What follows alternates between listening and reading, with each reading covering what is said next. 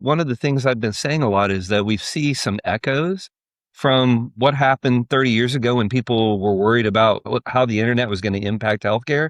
And to today with AI, there are a lot of people who are kind of worried about how AI is going to impact healthcare and healthcare marketing. So some things kind of come back. Yeah. And just to kind of jump into that, I mean, if all there was so much uncertainty around internet 30 years ago, and that panned out pretty well, right? Yep. So hopefully that same pattern is going to happen with AI today, crossing our Yeah. fingers.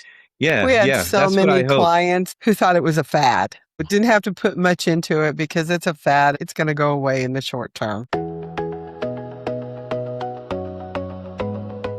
All right. Hello, everyone, and welcome back to the podcast. I'm Brad Munch, the host of the pod and the CEO of Symmetris, a digital agency focused on helping hospitals and health systems with their website.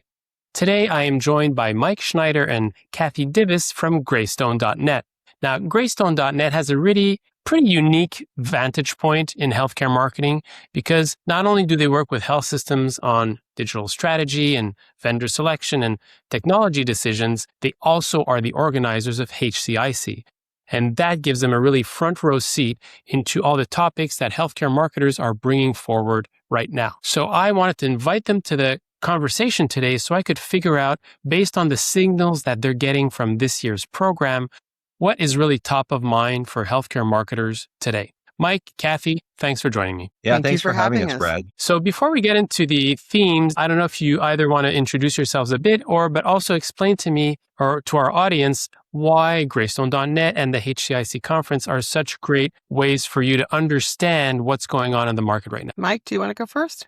Yeah, sure. I mean, my name is Mike Schneider. I've been at Greystone this will be our 30th anniversary. Wow. This is our 30th anniversary. It is, right? Yeah. This year of the company. And then this will be our 30th annual HCIC.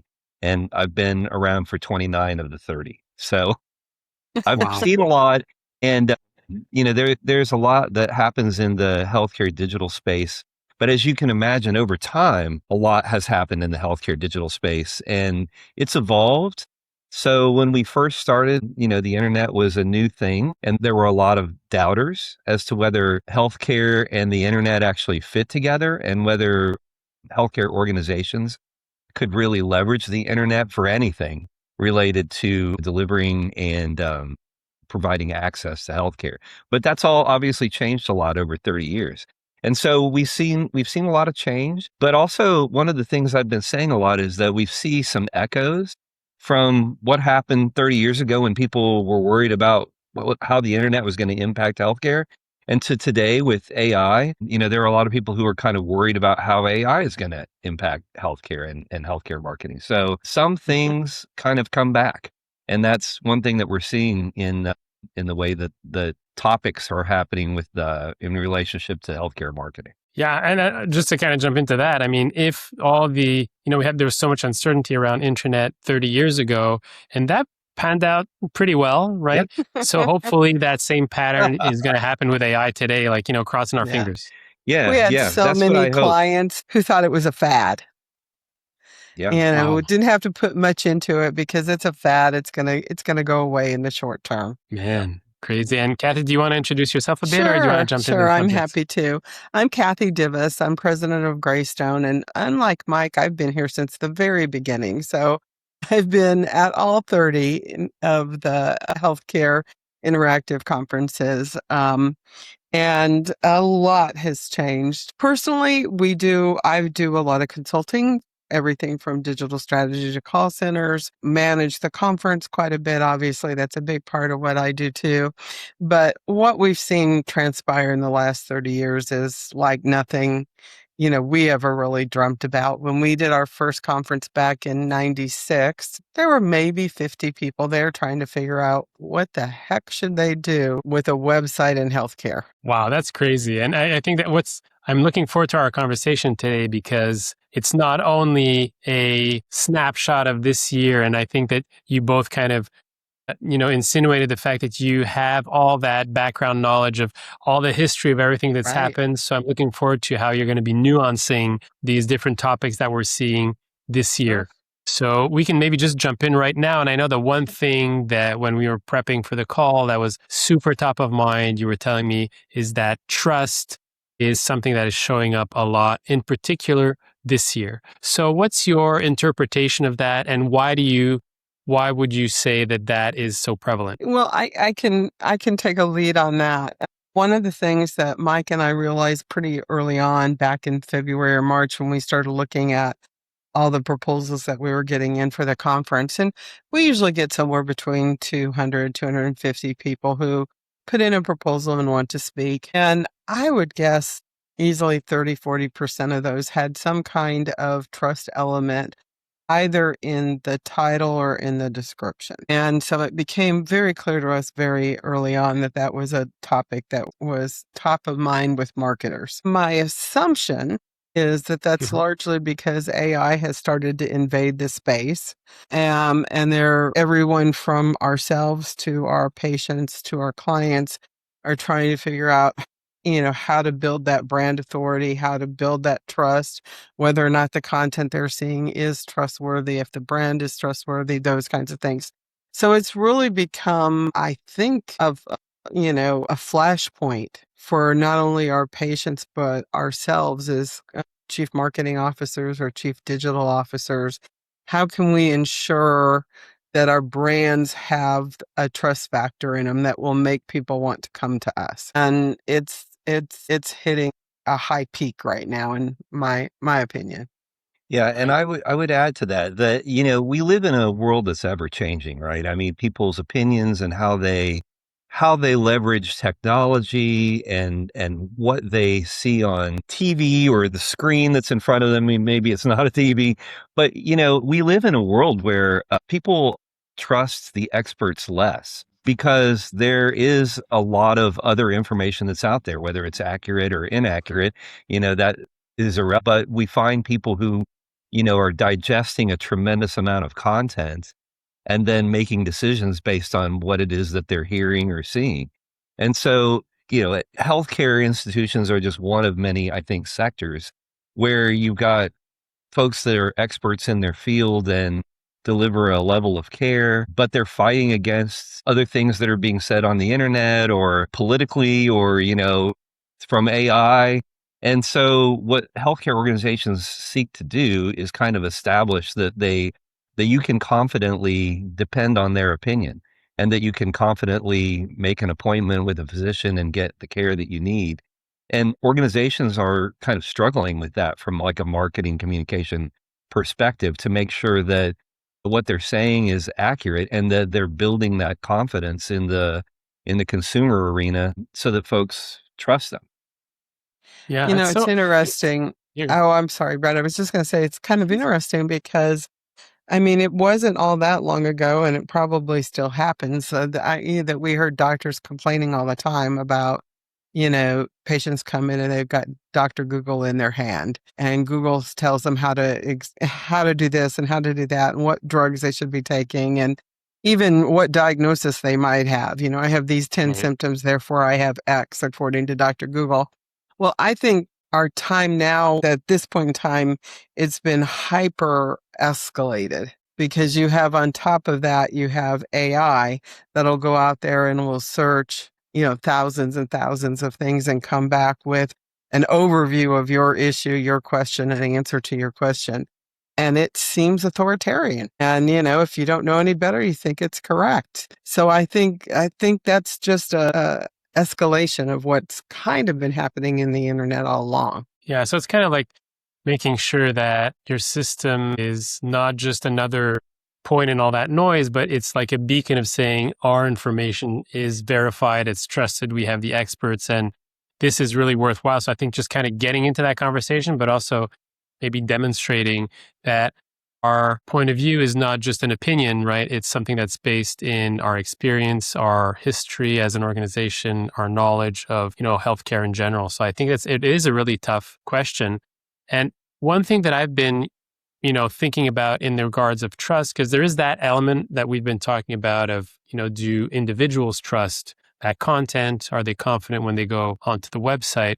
But there is also an element of, does AI do the search engines trust this information to bring it into their responses to recommend this organization? And there's an element of that of, is the website well built, or is the information coherent? Because if on one page it says one thing and on another page it says another thing, for the AI, that's a dissonance and say, maybe I can't trust this site because it's not, saying the same thing from page to page. So it's not only a trust, I think, for humans, but also for the quote unquote machines. Yeah. And a machine is just a machine. That's one of I read a really great article, and I can't quote where it was from, but I read an article earlier this week, and that was one of the things they were talking about. It was like, related to hallucinations that happen in AI generated results. But, one of the things that they were saying is not only can there be, conflicting content on your site, but it's also sometimes it's confusing content. It doesn't have to be that two things are contradict, but it could be that two things are stated a different way. Right. And so then because AI is a machine, nobody's editing that. So what happens is they're reading the information, and then you get an answer based on what a machine's interpretation is of that data. And it might be a third answer. Like instead of, A is true and B is true, it comes up with a conclusion that then the answer is C, which I created for myself based on what I thought I read when I looked at the website. So again, it what it does for us, and this is where it kind of gets back to HCIC, is that we're all dealing with this as communicators and marketers to try and make sure that not only the things that we're publishing are correct, but the things that are being interpreted and then spit out of Google or AI are also correct. And it's another layer of responsibility for the human beings that are working within the organizations. And we do two things. One is we're trying to figure out if AI's got the wrong answer, how do we fix it? And then the second thing is making sure that whatever you're writing on your website, the content that you're creating and the things that you're building, that you've got accurate information out there and that it's not contradictory or confusing. So there's a layer of, extra work that's going into this. And that's one of the interesting things that we'll learn at HCIC is organizations who are on our agenda are talking about that and how they're dealing with it and how they're using vendors and how they're using internal content resources to be able to make sure they're doing the best that they can to get AI generated results that make sense. Yeah. And I think that's because there's a lot of talk and kind of very theoretical elements to that, but seeing what real organizations have been doing, like what your peers have seen, what they've experienced, the hurdles and the challenges, I think that's always one of my, big takeaways when we go to conferences like this, to learn right from what other people are doing, because nobody really has the magic bullet or the answer regarding that. I'm just kind of intrigued in just to kind of in the closing of the trust context. Since you've been around for like 30 years, have you seen these types of themes? Is there like an ebb and flow? Was at the beginning of the internet and people or health systems and hospitals starting to develop websites, was there a crisis of trust back then as well, where people would not trust websites because is that real? It's not as real as the real hospital or the institution. Have you seen this? Is this like a repeat? I mean, I think it's similar. Actually, Kathy, go ahead. I'll let you start. Yeah, I was going to say to a partial perspective, I think in the beginning it was new and novel and people were experimenting with it. And, honestly, back in the day, Brad, our clients used to take brochures and make them PDFs and put them on their website. So you might be getting it in a printed form in the doctor's office and then in a PDF form on a website. It wasn't interactive. It wasn't a lot of those things. So, but I think this is a new level of distrust or trust that we're going to have to deal with. And, as you know, and as we all know, half the time, and half the time is not a research-backed statistic here, but, half the time I never get to anybody's website because I just read the answer that AI gives me about a question that I have, so I may not even have a chance. I may not even go to your hospital website to find out how you treat something because I read it, I get an AI overview and I go, oh, okay, that makes sense. Now, maybe I go immediately and make an appointment with one of your doctors because I want to do something like that, but I probably don't go back and research that same question, online on your website because I'm going to assume it's going to be the same. But, it's a whole new world out there. And largely my opinion. Not that we haven't had all new worlds along the way. I mean, obviously the world changed dramatically in 2020. And we went from a healthcare industry that was slowly going to digital transformation to overnight, we're in it. Yeah, That right. was the only way we survived. For sure. Absolutely. So, and I think that's an interesting, talking about how you're looking at those AI overviews in regards to your, let's say, symptoms and self-diagnostic and stuff like that. And I think that's now become a prevalent behavior, and people are no longer thinking of the websites in the same way, and the role they're playing in the whole discovery journey for care. It's is much more changing, right? transactional, I think. Yeah. Yeah. And so that's I kind of the mean, second theme that we want to go, like, how is AI impacting that patient journey, and how is it impacting websites and other digital, initiatives?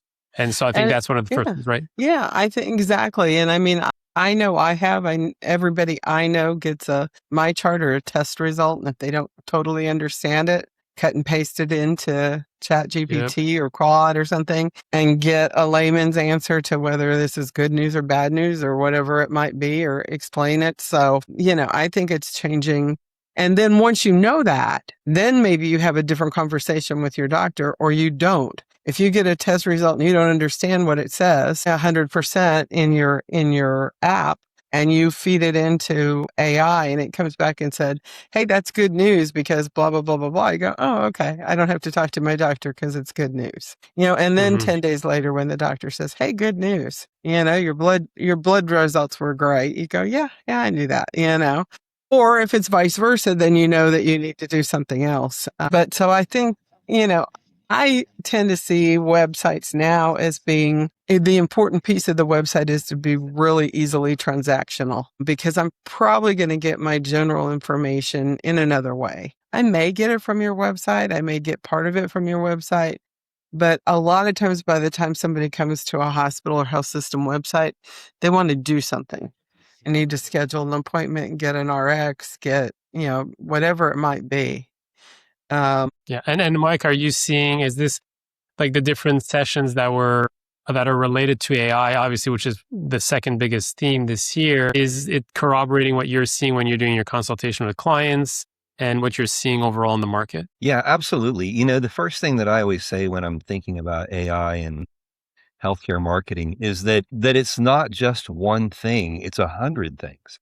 So that's a common, I think, misrepresentation of AI is that, what about AI? Well, when you think about it, when you say AI, you're talking about something at the 50,000 foot level, because AI is a bunch of different things. AI is helping people create content. AI is helping people segment the population. AI is answering phone calls in the call center. AI is built into Word and Excel and PowerPoint and helping you make presentations. AI is interpreting results and giving you feedback. AI is being used, like Chat GPT to give patients answers. So there are a lot of, I could go on, obviously. There are a lot of aspects of AI. And so the big theme that I see with our clients is just getting your head around the hugeness of all of the things that are being impacted by AI and trying to come up with a strategy for each of those things to make sure that you've got your ducks as in a row as you possibly can. Are you ever going to be able to anticipate where AI is going to go next and how it's going to influence your organization? Probably not, because it's going to keep evolving over time. But when it comes to a lot of the topics that we just talked about, how you're looking at trust and some of the answers that come out of AI and making sure you've got the right content on your website to be able to enable AI to give the correct answers, using it properly to help create content or give you ideas for things that you can post to your site. Those are all the things that are pliable today that marketers are dealing with. And we have sessions on all of that and more. And when I look at the preponderance of, the not just the things that are on our agenda, but the proposals that came in for HCIC, a big percentage of them are related to AI and search. So it's how, when consumers are online and they're searching for healthcare information locally, how AI is taking that information and then providing an answer based on things that it knows about your website, and then whatever the query was that came in. And so again, even from that, there are a lot of nuances and angles to it. So we've got a lot of things on the agenda related to AI search, because that's just such a big piece of all this. And it's how Google and other search engines drive traffic to your site. It's a Which gateway. is basically coming back to what Kathy was saying, where, it's reframing the actual role of the website in the overall patient journey, where I think there's going to be less focus on, hey, let's create all this clinical information on our hospital's website, and maybe focus a bit more of our energy and time on making that seamless, on confirming that trust. Because I think when you're going to a website now, you want to confirm what you've checked elsewhere on AI or whatnot. So, are the reviews good for these doctors? Does this look like an organization that has the credentials that I was researching about? So yeah, I do believe that there's a huge change in how we're conceptualizing the role of the website overall. Yeah. And to your point, and this was a mind-blowing thing that I saw on a webinar the other day, and it seems so logical. They were talking about how hospital and healthcare websites, the way we see them and the way they've been traditionally designed, that is all going away in the next 12 to 24 months. So when you've got the, menu across the top and the cheeseburger in the middle that you pull down the menu and it helps you get to where you want to go, the physician directory or whatever, that is all migrating to an AI driven interface, so that you can go to the website and you can type in a question just like you would in ChatGPT, and it'll take you to the places on the website you need to go. So there may still be some structure at some point that allows you to be able to navigate the website from a cheeseburger, but in general, it's going to be all driven by AI, just like so many other things are going to be driven by AI, because that's crazy. how we're starting to think. We're starting to think in terms of questions and queries, not in terms of how is the website structured. Yeah, absolutely. So this is kind of a whole new frontier. And I think a lot of people are looking forward to learning what other organizations are doing, because it's a complete, ground is shifting every week, it seems. It's true. And that kind of makes me think, as you were saying at the beginning, like it's almost like what's not AI, right? Like it's this, it's that. And it kind of makes me think, is because when people say, hey, what's your AI strategy? It's like, I kind of bounce back to them and I say like, okay, well, what's your computer strategy, right? It's like, basically, it's like the essence, everything is going to be permeated by that. We can't just say it's a strategy, right? Exactly. So we were talking about AI and how that's, exposing the changes happening, how the websites are evolving. But one of the things that is still challenging today is, inconsistent data for providers. There's content that's not very valuable when you're getting to making that decision online. And maybe we were more forgiving with websites when everything else wasn't so efficient around them. But now connecting, the promise to the capacity of access is starting to become, I think, a more prevalent issue. And from what I understand, it was also one of maybe the third element that was popping up a lot in the submissions for the conference this fall, about how access is connected to the digital journey. Is that what, I just want to make sure, is that correct? Did I interpret it? Yeah, no, I think that is correct. I mean, I think access has always been important, but I think it's maybe being highlighted a little bit more, whether it's through AI or through just other issues. But yeah, there's a lot of concern about capacity and, how you as a healthcare organization can balance the people that are coming into your organization or want to come into your organization with the resources and the capacity you have available. And there are long waits for some specialties and in some regions. And it's really kind of scary sometimes, how that, you can get a diagnosis. I mean, I've got a friend here in Georgia who is an AFib, and she's got to have an ablation. And she's been having some problems for a couple of months now, been trying to treat it with medicine. So finally, they've decided an ablation is what it was. She went to see her doctor on July 8th. The first slot that's available for her is September 3rd. So here's, a woman that's in AFib that's waiting until September to have an ablation. And she's worried and she's nervous and she's looking at and she's not feeling the best during all of this. she's having some shortness of breath. She doesn't have the Sure. energy, and so she's looking around trying to see if there's another healthcare system that can maybe get her in a little sooner Right. or change doctors or something like that. So there's a leakage problem there. When you have capacity issues, I mean, she's not in an underserved market. I mean, she's here in Atlanta. There's lots of Right. options. So I think it's a big issue that the health systems have to work with. It's not really truly just it's not a marketing entirely issue.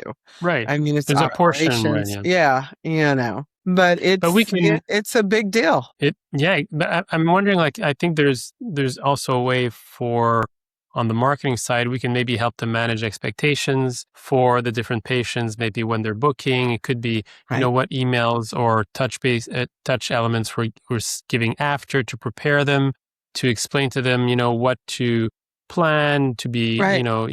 and so I think there's a little bit of more of that journey that can be digital now than maybe it was earlier. So Right. we can maybe have more of those touch bases too. Yeah, and there are some organizations that are starting to do peer-to-peer or patient-to-patient navigation or mentoring that help with those gaps of time between diagnosis and treatment. And, somebody that's been there and done it is willing to have a conversation with you via Zoom or phone or whatever it might be and let you know that, hey, it's okay.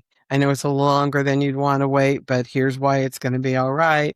But, Right. taking that kind of forward thinking to it, slows down the attrition of people. And, there may not be a more quick alternative, but that doesn't stop the patient from being worried or looking. Right. And we have to be empathetic with them, be able to connect with them. Right. But I think, it's not an easy task, but there's opportunity, especially I think in the kind of context right now where it's like everything you got to do more with less, which I'm, tired of hearing. It's been 2 years now. But so we talked about trust, we talked about AI, we talked about access. Is there any other themes that, popped from your perspective, of looking at all these different sessions, stuff that really stood out that we didn't mention? Well, we started talking about access, and I'm taking it like kind of a different direction, but one of the things that has been a topic and that we're seeing prevalent amongst our clients is related to that is conversions. So Hmm. it's how you get from a query to converting and making an appointment or applying for a job or making a payment, paying your bill, whatever. And the interesting thing that we've seen in all of that, and this has really happened in the last 18 months, is that people are skipping the step of getting information from the healthcare system. Yep. So what happens is you go and you might use AI and you might say, I, need a knee replacement surgery and I'm trying to find the best place that I can go in my market that takes my insurance. I mean, you create a prompt. And then when you get an answer, it immediately takes you to the call to action. So you can see an orthopod at Emory Healthcare on Thursday, and here are 4 that have availability. And you're getting all of that served up into AI. And so what that means for the healthcare marketer and then the hospital website is that they're kind of skipping your opinion on the services that you have to offer or the information about knee replacement surgery. And it's really putting you right into the conversion point of, I'd like to make an appointment with an Emory orthopod. And so we see a lot of that happening now. And we're seeing it in statistics that we get back from our clients about website visits because it changes the shape of the funnel.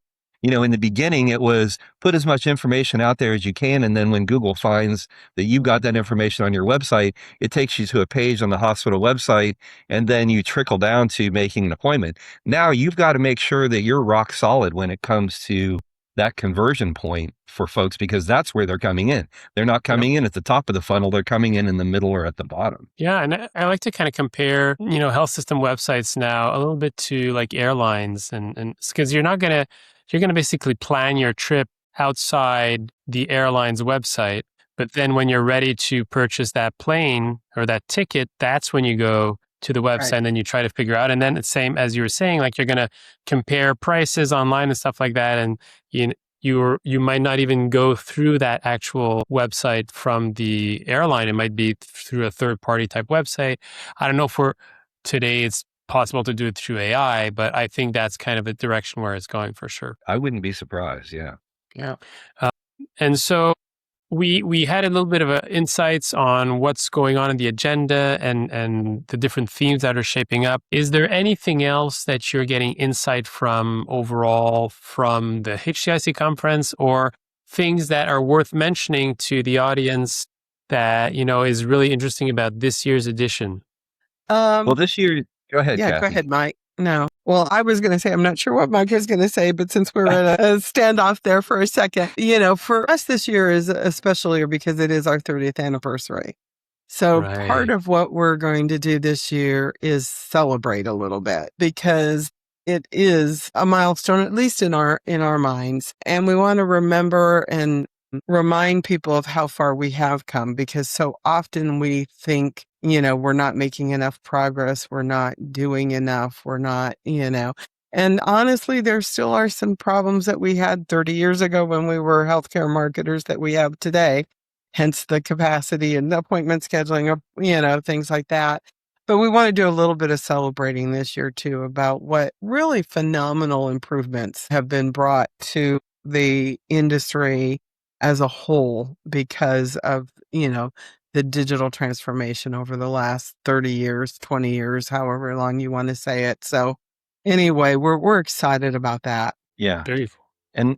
And I would say, one of the things that we don't spend enough time probably talking about, because we often talk about what are the hot topics, but there are some things that have kind of always been the nuts and bolts of hospital and healthcare system, digital and websites.